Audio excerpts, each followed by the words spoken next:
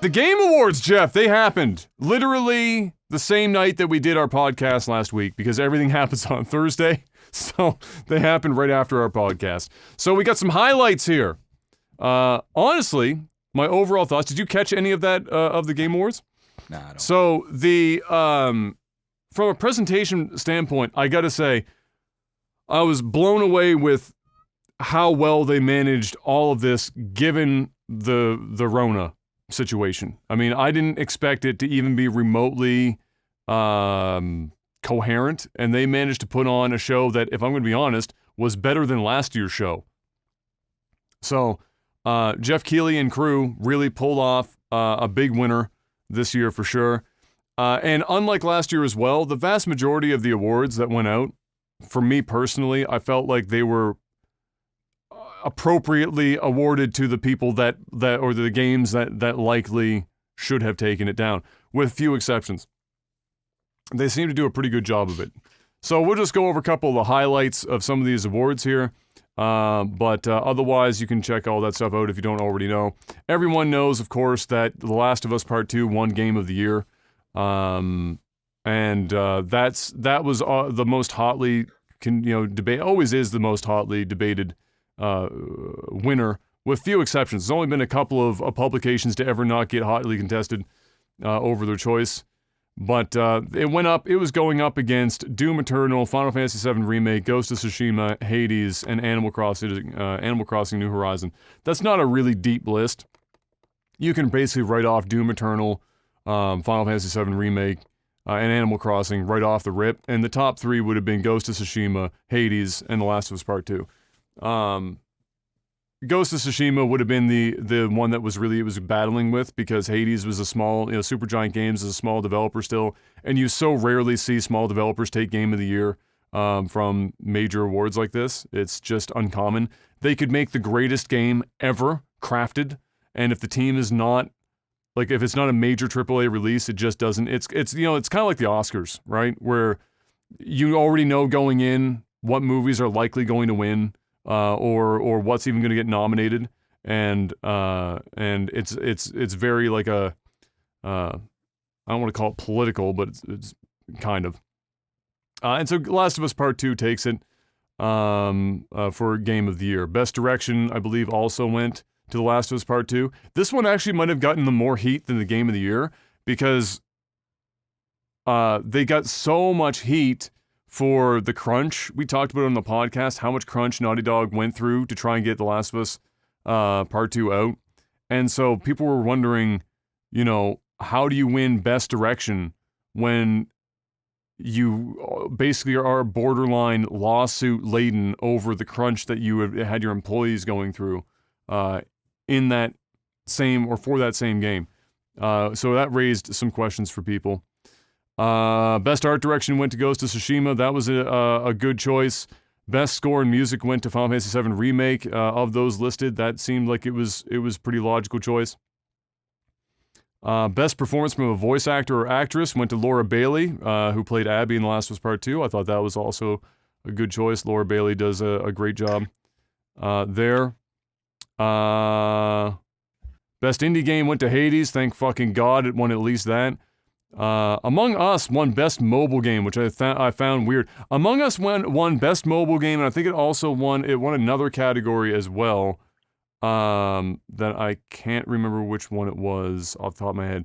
But it was weird. It certainly raised some questions, because Among Us is technically from 2018. And it's only being talked about because Twitch blew it up in like the last 2 calendar months. And so, like, Among Us 2, I don't even remember if it was slated to release this year. So it's an odd choice. Yes, it's so big that it would almost be weird to not talk about it, but it starts to like, you start to raise questions about, like, all right, well, if Among Us from 2018 wins, does that mean that, like, remakes and remasters of games that come out, do they go Game of the Year? Or other games that just get popular, because of the nature of Twitch and content creation, do they just get on the list even if they're older games? And it kind of changes it up. I personally don't really have a big problem with it, because one of the things about choosing a game of the year should absolutely be what was the impact on the games industry in general. And it's undeniable that Among Us, even more so than Fall Guys, hit like a cultural fucking note where, I mean, how many people just say, insert thing is sus. That became a thing like over now it's just, that's everywhere. It's a fucking, it's part of the vernacular in the gaming sphere. And this again only really happened in like the last 2 months. I mean, the trajectory for Among Us is wild. So you want it to be talked about in that regard, but it definitely raises some interesting points for what Game of the Year award type stuff is. Best VR went to Half-Life Alyx. That's no surprise. That's how are you going to compete with that? That game was the first real and honest-to-God action game in VR that looked like VR was viable and like is a good thing for gaming.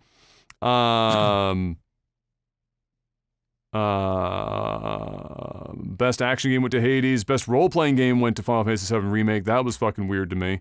Persona 5 Royal, or Yakuza were both better choices. That was a really weird fucking choice. That was an odd one for sure. Other than that, the only other thing that I'll say that was weird, not weird, but like disappointing for me in terms of the awards, and I kind of get it, but I wish it was different, is that they lumped together simulation games and strategy games into one category. And those are very different genres, right? Like Microsoft Flight Simulator is a far fucking cry from Crusader Kings 3. Like that's, though, you can't really get a hell of a lot more different than those two games, or XCOM, or Gears Tactics, or Desperados 3. Those were the other games on this list for best sim and strategy game. And Microsoft Flight Simulator took the victory there. But I understand that those two genres don't necessarily tend to have a lot of releases in a calendar year, and so I guess they want to group it together because the list is so short anyway. But I would rather have two separate lists of two games in each list that represented those specific genres, because they are wildly different. This isn't like sports and racing titles, where you could almost merge those together into one sports category. Sim and strategy is a fucking like wildly different thing, so that was a bit odd, and was definitely talked about as well. Oh, best multiplayer is what Among Us won this year. And otherwise, that's kind of the highlights. They had, a lot of other things like best esports host. I went to Shocks. The usual stuff that they do. I like that they do that stuff. It sets them apart from other publications that just focus on just games and not necessarily the gaming community. And they also had like almost like a Forbes 30 under kind of thing where it was like future, what do they call it? Future, I can't remember what they call it. Anyway, but they're looking at like up and coming people in the industry from various categories. That was kind of cool. Similar to what Forbes would do with a 30 under 30 list, which was nice. Overall, it was very, very well done. They had musical performances from the London Philharmonic, and that was incredible. And it was from the Abbey Road studio as well. So that was super nice to watch, and they did a great job.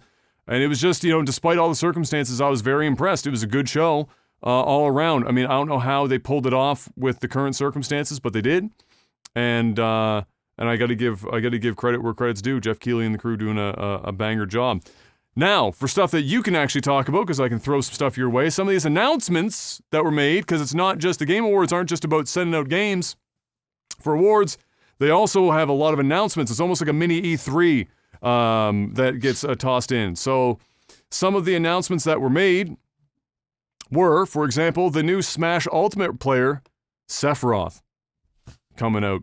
So Cloud and Sephiroth matchups now possible in Smash Bros. Ultimate. And I have it here in my notes, and I'm surprised he's not already there.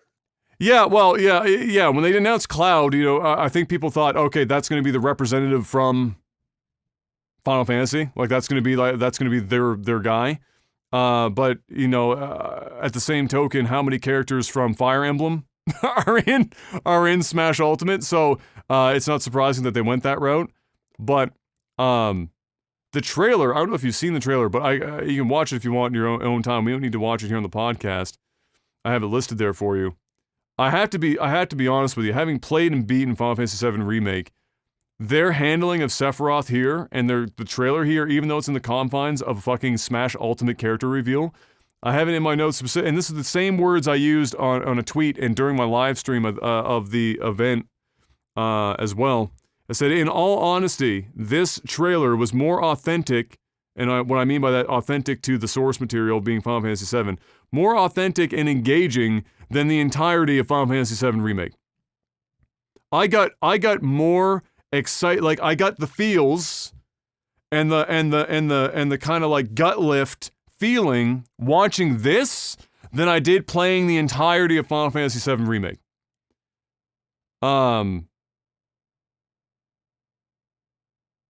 And that was both, for one, all I could say is that's really impressive for the team that put that trailer together to pull that off as a Smash Ultimate reveal. And two, it's also just indicative of, in my opinion, Final Fantasy VII Remake just not being a great job of paying homage to what many people consider the greatest Japanese RPG of all time.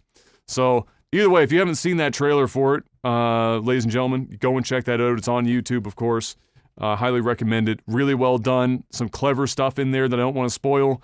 Kind of cute. Little things they put in there. But yeah, very well done there. Also, The Initiative, which we talked about on the podcast a while back, was that studio that Microsoft set up back when everyone was talking about quadruple A game. Not just triple, but quadruple game. Quadruple A studio project. I want to know when the quintuple is coming, Jeff. The 5A game studios. But The Initiative, The Initiative is kind of like the Microsoft cherry-picked A-team, no pun intended, or the quadruple A-team, I guess, as it were, to make first-party games. And everyone was wondering what the first game the studio would be tackling for the next-gen consoles, for Xbox. There were rumors about them, and one of those rumors actually turned out to be true. So it was a teaser trailer that didn't seem like anything that you could recognize up front. I was like making guesses while I was watching. I was like, what is this? And then it pans up this building. It pans up this building, and the Datadyne logo is at the top of the building. I went, wait a minute, that logo is fucking familiar. I said, is this a Perfect fucking Dark game? Or are they just trolling me? And then lo and behold, it's a new Perfect Dark game. So The Initiative is making a new Perfect Dark game.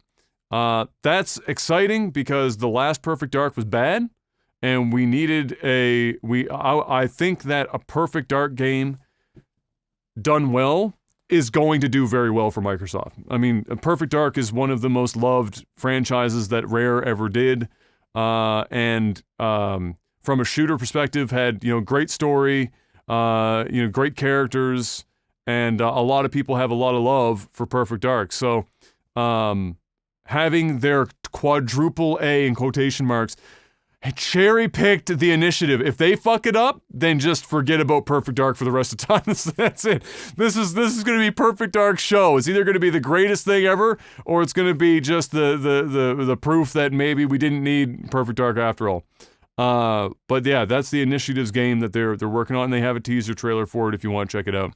Also, a teaser came out to confirm that indeed a new Mass Effect game is in development. So as we already discussed about the trilogy, the original trilogy is remastered and coming. And as also expected then, with that, you want to piggyback that news with a new game being announced, and here it is. So it is being worked on, and it looked like Liara was in that trailer. I'm not 100% about that, but that looked like her, sort of, to me anyway. And so it could be that it is, I don't know if we know more about it yet or not, but it could be that this is in the same timeline as the Commander Shepard timeline. I don't know if it's in the same timeline as Andromeda or not. Liara is not that old. I can't remember the timelines exactly, but anyway. Exciting for Mass Effect fans in that, like we mentioned on the podcast, though, many, many months ago, They get like one more after Andromeda and BioWare in general. They really get one more shot at this, right? Before people just kind of say, you know what, we'll keep our nostalgic feels for the first 3 games, and that will be that. In the same vein, new Dragon Age as well, which we all knew was inevitably going to be coming. Got a teaser trailer that looked great. And also, I feel like Dragon Age is in a similar boat. It's, you need to nail that one. Those are your 2 flagships. That's BioWare. That's BioWare bringing out all of their guns at the same time, right? That's BioWare that's kind of right now on the back foot. They've got what's that Destiny game again? Oh my God, my brain. The game that they're redoing, like they pulled off, like they like basically took it off the market and they're redoing it. What was it called again? I have no idea. It's basically Destiny. Anthem. I knew it started with an A. Anthem. So like they're in the midst of that, and now they're announcing that they're doing games for their 2 most flagship titles. They haven't had good news out of that developer in an age, and so this is them going all in. And it's either going to work or it's going to be the end of BioWare as far as I'm concerned. Did you ever end up playing Mass Effect? I can't remember if you did, because I lent you. I did. You let me borrow your copy like years That ago. was a long time ago. And I probably played like 2 or 3 hours of it. You also like let me borrow Fallout 13, right? Yeah, it was Fallout. Fallout 3. Oh, Fallout 3. Was it Fallout 3 that I played? Xbox. You played original? Fallout 3, but I didn't give it to you. So you got that from something else. Maybe, yeah. I but don't you remember. did. But yeah, you let me borrow. Play. Yeah, you let me borrow Mass Effect. I ended up playing Fallout instead. Yeah. I played a few hours of Mass Effect, and I just, for whatever reason, wasn't playing much. I think around the time there was a Call of Duty that came out, so I was like, oh yeah, focused on that. So, but yeah. It's hard. It's hard now because it's one of those games that if you go back and play it, like if you were trying to say to somebody, that Mass Effect is arguably one of the greatest sci-fi franchises of all time in gaming, and you go, okay, that's a big statement. I need to go and check this out. 2 and 3 didn't age all that poorly. 1 aged like fucking milk. It's from a gameplay perspective. The story and everything is arguably the best of the franchise, but the gameplay is just fucking terrible. And so it's gotten to that kind of awkward age where you want somebody to be able to experience it the way that you did when the games first came out, and to get it in that environment where it was so good and everyone was hyped for Mass Effect 1, 2, and 3, and except for the ending of 3, where they patched it and shit, pretty much everyone was fully behind all 3 games, which almost never happens in a trilogy. You never get people so universally behind a fucking franchise for three straight games and have it be critically well accepted and fans are loving it and everything. And then they go and release Andromeda and you went, fuck, what? How do you drop off a cliff so hard? And so I think that a lot of people are going to be really hoping that, despite the fact that almost nobody that was there for these original game developments are still at BioWare, that somehow there's enough people there with a passion for Mass Effect to turn out something that people can really get excited for again, because the writing and the lore for those games from a science fiction standpoint, really quite exceptional.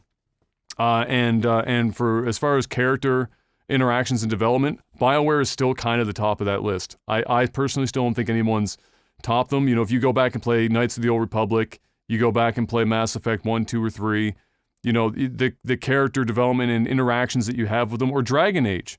You play the Dragon Age games. Nobody quite does those interactions as well as they do. Everyone mimics them, but nobody's really gotten to where BioWare did, especially in their kind of golden era. So I'm really hoping for both of those to go well, for sure. Next up in that list as well, just as a meme.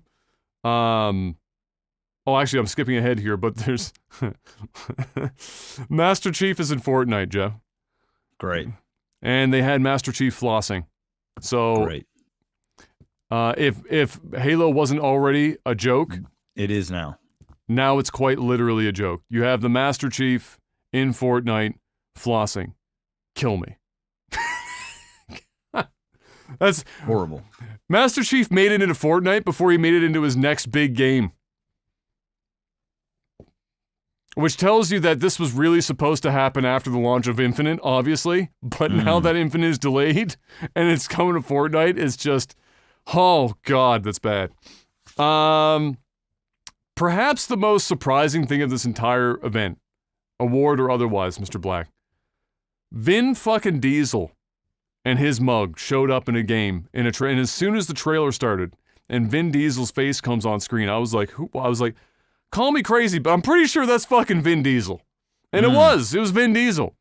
And nobody could quite figure out what the game was at first. People were like, is this like a Horizon thing? Because it was like kind of tribal and shit, and then there were dinosaurs fucking showed up and everything.